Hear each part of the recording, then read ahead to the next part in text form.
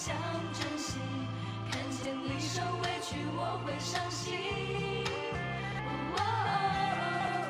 只怕我自己会爱上你，不敢让自己靠得太近，怕我没什么能够给你，爱你也需要很大的勇气，只怕我自己会爱上你，也许有天会情不自禁，想念只有自己苦了自己，爱上你是我起飞的意。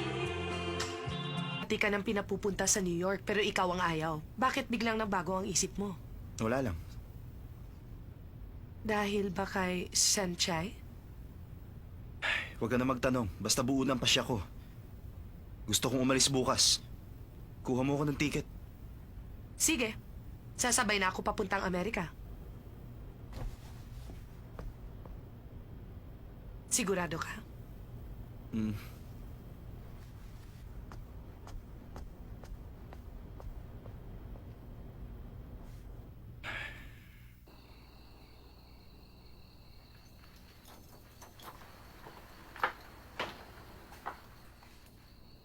Nandito na ako. Bakit walang ilaw? Ang dilim naman. Ma? Pa? Ano ginagawa niyo rito? Ba't hindi kayo nagluto ng hapunan?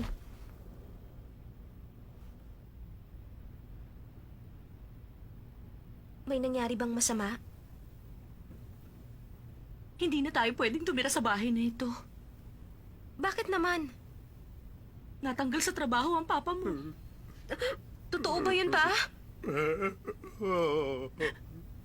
Hindi na natin kayang bayaran ng bahay na ito.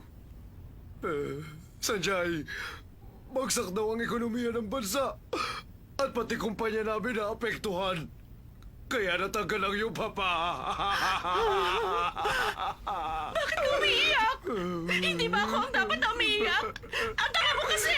Pwede ba tumahimik ka kahit sandali? Bakit ka ba kasi natanggal sa iyong trabaho? Baka naman lagi kang late pumasok!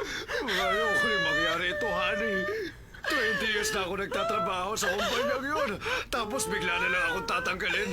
Hindi ko rin alam ang aking gagawin. Sino pa tatanggap sa akin? Matanda na ako. Wala na akong silbi. Nahihiya ako sa'yo, Sansay. Ma, Alam ko sasabihin mo, Sanjay, kahit ano mangyari, hindi ka titigil sa pag-aaral at hindi ka aalis sa Yente, maliwanag.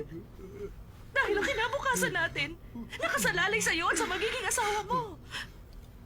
Pwedeng si Daoming Su, pwede rin si Watsilay. Dahil doon, kailangan magpatuloy ka sa pag-aaral sa Yente. Di bali, Sansay, pipilitin ang papa mo makahanap agad ng ibang trabaho. Pipilitin ko. Magtatrabaho ako.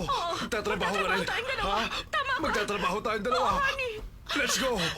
Let's go! let's go.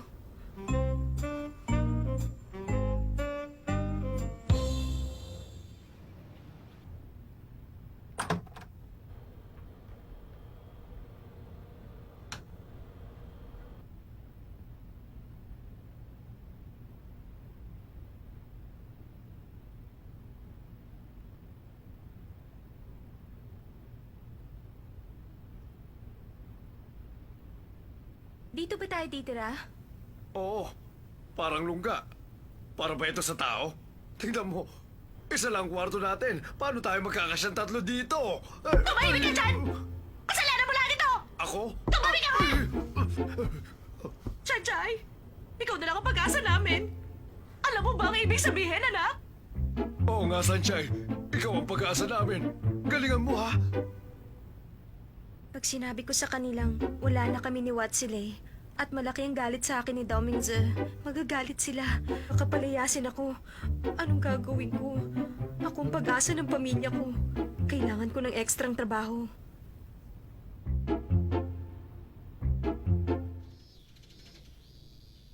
Nabalitaan mo ba? Pupunta daw si Daoming sa New York. Totoo ba yan? Oo naman. Sansay! Sanchay! Magugulat ka sa balita. Bakit ka ba natataranta? Ano ba nangyari? Hindi mo ba alam? Nag-drop na si Domingsi, pupuntang New York. Sa New York? Balita yun sa buong eskwelahan. Hindi mo pa ba narinig? Siguro, nagdesisyon siyang umalis para magkasama tayong dalawa. Sanchay! Ase, seryoso ka ba? Hindi ka marunong mag-English tapos pupunta ka ng New York? Kaya nga ako pupunta ron para mag-aral. Pero Ase, hanggang kailan ka doon? Siguro mga 2 taon. Ano? Ha? 2 taon? Bukas na umagang flight ko. Ah, bukas na? Ase, Huwag ka mag-alala. Hindi ikaw ang dahilan ng pag-alis ko. Pinapupunta ako ni Papa. Pag magaling na ako mag-Ingles, babalik ako. Ase, pag-isipan mo muna to.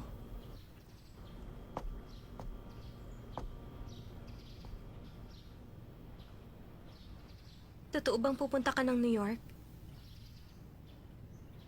Oo. Sanchay, mabuti dumating ka. Kumbinsihin mo nga siyang wag nang umalis. Buo ng pasya ko. Pupunta ako ng New York. Bukas ang flight. Ano? Bukas na? Bukas na ang alis mo? Bakit hindi mo sinasabi sa akin? Ang sama mo! Ba't ko sasabihin sa'yo? Isa pa, pag wala na ako dito, mas magiging masaya kayo ni Lay. Hindi ba, Lay? Ase, Mas bagay kay ni Sanchay. Maghahanap na lang ako ng blonde sa New York. Umalis ka kung gusto mo! Kahit pa Amerika yun o Africa, wala na akong pakialam sa'yo! Kahit 3 o 5 taong ka mawawala, baliwala sa akin yun! Mas mabuti pa nga huwag ka nang bumalik!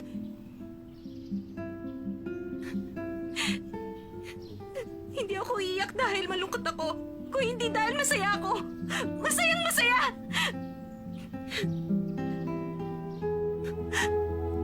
Palagay ko hindi ko na kailangan magpaalam. Total, hindi na tayo magkikita kahit kailan. Ang tanga mo talaga!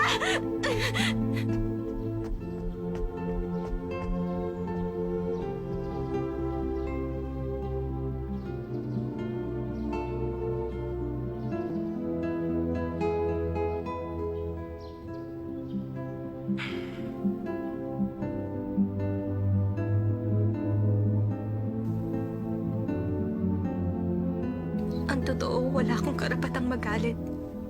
Pero bakit hindi siya nagpaalam sa akin? At bakit biglaan ang pag-alis niya?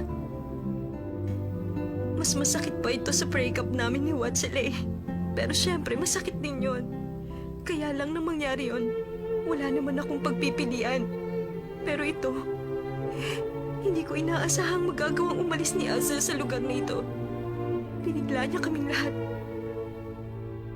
Sanchay.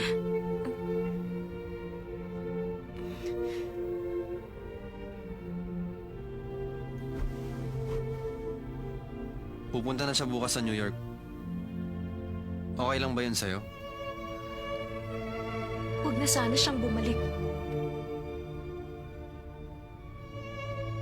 Wala ka bang ibang gustong sabihin? Wala akong pakialam sa kanya kung aalis siya. Naalala ko nung sinabi sa akin ni Chin na pupunta na siyang Paris. Ang sabi mo pa nga nun sa akin, maging matapang ako. Ipaalam ko kay Chin ang damdamin ko. Bakit di mo gawin?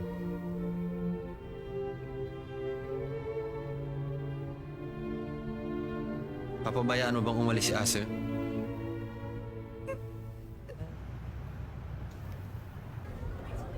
Ase, mag-ingat ka. Siguro pagbalik mo, magaling ka na magsalita ng English. Oo naman. Meron naman akong common sense kaya madali ako matututo. Sense, okay? Sense. Dapat ka nga pumunta ng New York para matuto ka mag-English. First time kayong iwan ni Asa? Okay lang naman. Kahit na umalis siya, hindi naman masama sa loob namin.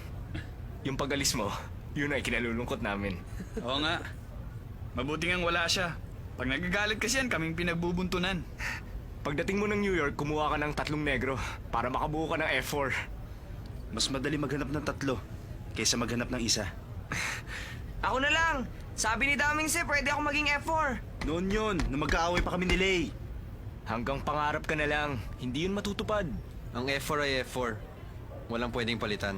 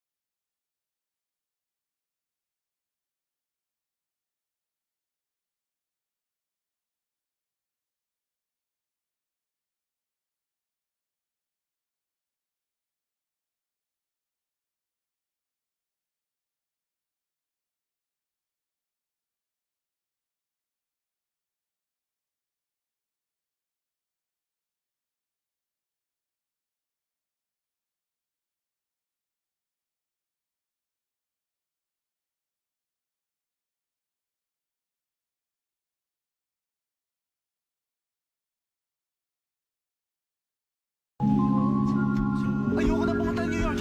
Ano ka ba? Nag-take off ng aeroplano, hindi ka na pwede Ayoko bumaba. na nga umalis! Tumahimik ka nga! Bakit mo ako sinuntok sa mata? Makinig ka. Ikaw ang may gustong pumunta ng New York, walang pumilit sa'yo kaya magtusa ka dyan. Upo ka dyan. Ayoko mapahiya sa mga pasahero. Huwag mong subukan. Meron po ba Gusto kayong ko na kailangan? bumaba! Sige, okay lang kami.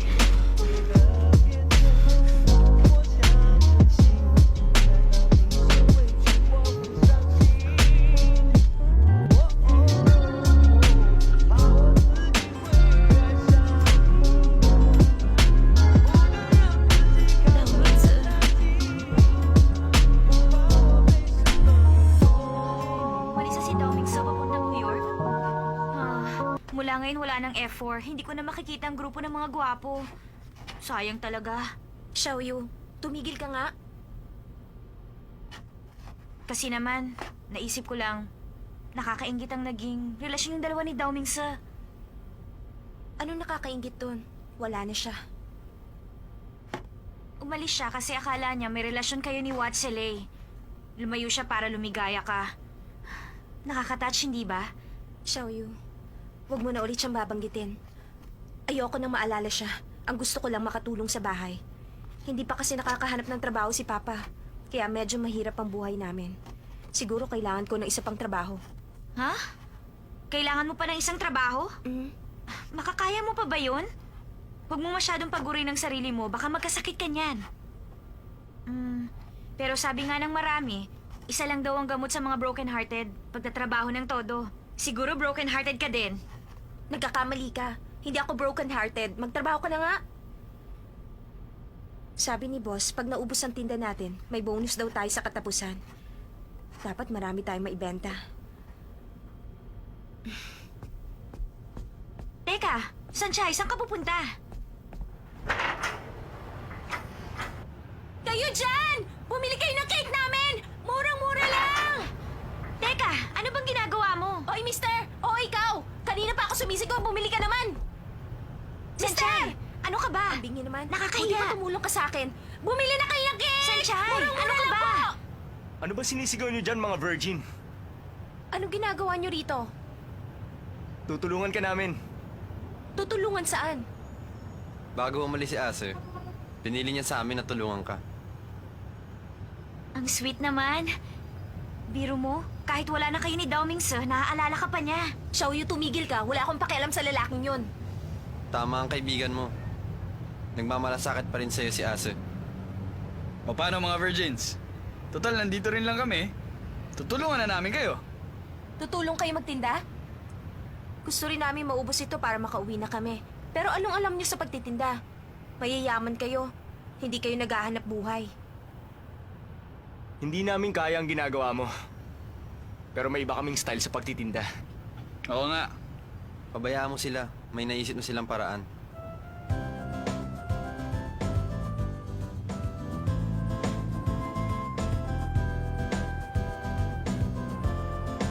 Salamat at binigyan nyo kami ng konting oras. Pila na kayo at magsisimula na tayo. Ako ang magtitinda at ikaw ang halik. Bakit ako? Ikaw na lang. Kung ayaw mo, sila na lang. Di ba gusto mo makatulong tayo kay Sanchay? Huwag ka nang tumanggi. Gamitin mo lang ang karisma mo, okay? Ladies, magsisimula na tayo. Lapit na. Lapit na. Oh, Sandali lang, may nakakalaban. Isa lang. Isa lang. 5 ang sayo. O, isang halik yan. Sa'yo, 10. Dalawang halik yan. Anong flavor? Pila lang, pumili na kayo. Miss, ilan ang order mo? Anong flavor? Lapit ka na sa kanya. Ikaw, ilan ang order mo? Salamat. 10 ang pinili ko. Okay. Para sa akin, kalokohan ang ginagawa nila. Gusto lang nila makahalik sa mga babae. Di ba, Xiaoyu? Si Xiaoyu.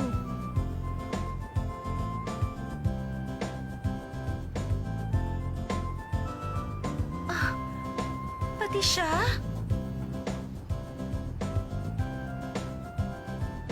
Ito na po ang cake nyo. May libre kayong kiss.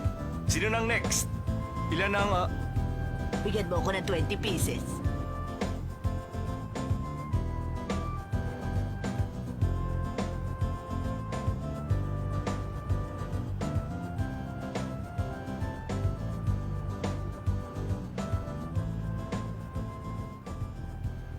Xiaoyu, bakit mukhang malungkot ka? Hindi ako umabot. Sanchay, salamat. At salamat din sa mga kaibigan mo. Kahit nabagsak ang ekonomiya, marami pa rin bumibili ng cake. Wala pong anuman. Trabaho namin yon. Pasensya na kayo, ma'am. Gusto lang namin makatulong. Nakakaabala na po ba kami? Hindi naman. Sana nga mapadalas ang punta nyo rito. Bigyan nyo ng bonus si Sanchay. Bigyan nyo rin si Miss Beautiful. Walang problema. Akong bahala. O paano? Alis na kami. Meron pa kaming asikasuhin. Sige. Napagod ka ba sa kakaupo? Alam mo naman, kailangan niya matulog ng 15 hours. Paano mga virgin? Aalis na kami. Ingat kayo. Maraming salamat. Balik kayo ha. Makakapagsara tayo na maaga. May utang na loob pa ako. Sanchay, ang gwapo talaga nilang tatlo, no? Xiaoyu, Sayang at kulang sila ng isa. Imposibleng hindi mo siya naiisip. Huwag ka naman kunwari. pinili ni Dao Mingze na tulungan ako. Siguro nasa New York na siya ngayon.